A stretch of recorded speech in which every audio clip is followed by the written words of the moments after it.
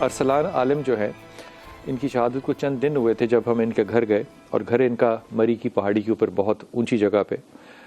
ثنا سے مجھے نہیں یاد وہاں پہ ملاقات ہوئی یا نہیں ہوئی۔ ثنا السلام علیکم بیٹا۔ وعلیکم السلام۔ ثنا بات ذرا ظاہر ہے حوصلے کی ہے، کرنی پڑتی ہے۔ ارسلان نے کبھی شہادت کا آپ کو خواہش پیدا کی تھی کہ میں چاہتا ہوں کہ شہید ہو جاؤں؟ بسم اللہ الرحمن الرحیم۔ بالکل، جب آپ تشریف لائے تھے وہاں پہ ہمارے گھر، تب بھی ہماری بات ہوئی تھی، اور عام زندگی میں آپ کو پتہ ہے جیسے بہن بھائی آپس میں بات کرتے ہیں تو اتنی مذاق میں لے لیتے ہیں بہت ساری باتیں، اور وہ بعد میں جب ہم یاد کر رہے تھے تو ہمیں پتہ چلا کہ اس نے بہت دفعہ اس بات کا ذکر کیا، اس بات کی خواہش کی کہ میں شہید ہو جاؤں۔ آخری چھٹی جب وہ آئے تھے گھر اپنی شہادت سے 20 دن پہلے،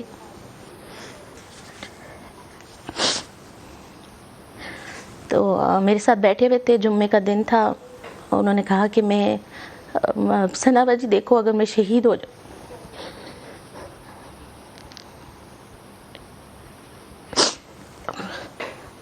بہت معذرت کے ساتھ کہ وہ اس جذبات پہ قابو رکھنا جو ہے نا وہ بہت مشکل ہو جاتا ہے جب ہم اس کو یاد کرتے ہیں۔ تو میں نے اس کو ڈانٹا، کیونکہ آپ کبھی بھی نہیں تصور کر سکتے کہ آپ کا اپنا آپ کو چھوڑ کے چلا جائے۔ تو میں نے اس کو سمجھایا، میں نے کہا ارسلان دیکھو ہمیں تمہاری بڑی ضرورت ہے، تم ایک ہو ہمارے لیے، 3 بہنوں کے لیے، اپنے ماں باپ کے لیے۔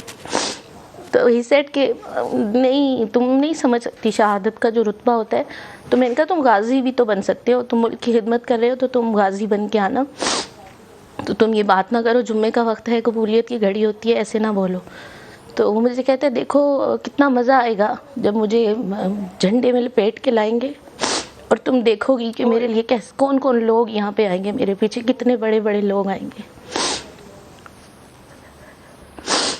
تو جب ہم اس کو لے کے آئے، ہمیں جب کال آئی اور ہم پشاور سے اس کو لے کے آئے، تو اس کو دیکھ کے جھنڈے کو، مجھے اس کے الفاظ یاد آ رہے تھے کہ تم دیکھو گی کتنا مزہ آئے گا جب مجھے جھنڈے میں لپیٹ کے لائیں گے۔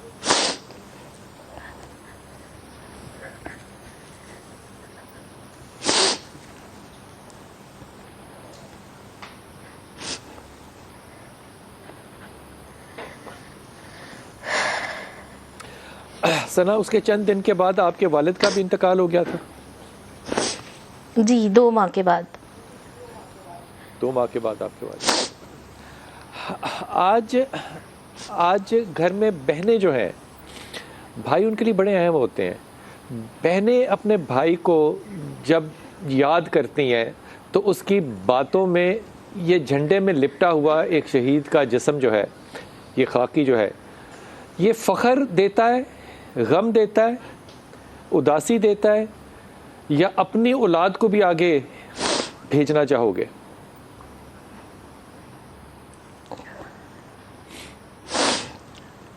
یہ ابھی انکل بات کر رہے تھے کہ بہت فخر کی بات ہے، بہت اعزاز کی بات ہے، اور ہم بحیثیت مسلمان ہم شہید کا رتبہ جانتے ہیں، کیونکہ ایک شہید ہی ہے جو کہے گا کہ میں بار بار شہید کیا جاؤں، دوبارہ دنیا پہ جاؤں اور پھر شہید ہوں۔ اور آگے اس کے لیے جو شہداء کے ورثاء کے لیے، ان کے احباب کے لیے جو رتبے ہیں، وہ بھی سوچ کے انسان صبر کرنے کی کوشش کرتا ہے، اور یہ فخر کا جو اعزاز ہے یہ تو ساری زندگی ہمارے ساتھ رہے گا۔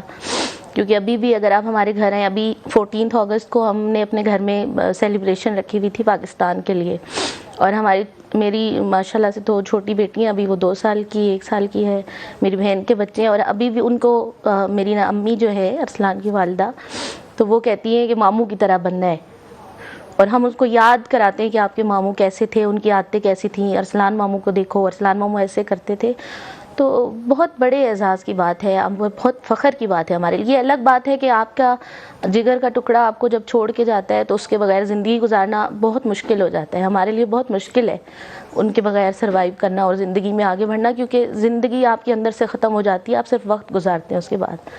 یہ بات میں اس لیے نہیں کر رہی کہ لوگوں کا، میں واپس آؤں گا وقفے سے تو اسد آپ سے بات کر سکا، لیکن ایک ہدیتاً عرض کرتا چلا جا رہا ہوں آپ سے بات۔ تو صحابی جب شہید ہوئے نا، تو اللہ کے رسول نے کہ بتایا، صحابہ نے بتایا کہ ان کو آواز آئی، اللہ نے پوچھا، یہ رسول بتا رہے، اللہ نے پوچھا کہ تمہیں کیا چاہیے؟ اس نے کہا اللہ مجھے ایک دفعہ اور موقع دے کہ وہ جو لذت تھی نا تیرے نبی پہ قربان ہونے کی، وہ لذت مجھے جنت سے زیادہ عزیز ہے۔ یہ جذبہ آج بھی جن نوجوانوں میں موجود ہے، ان کو ہم اپنا سر کا تاج بناتے ہیں، ان کو ہم کہتے ہیں ہمارے فوجی بچے۔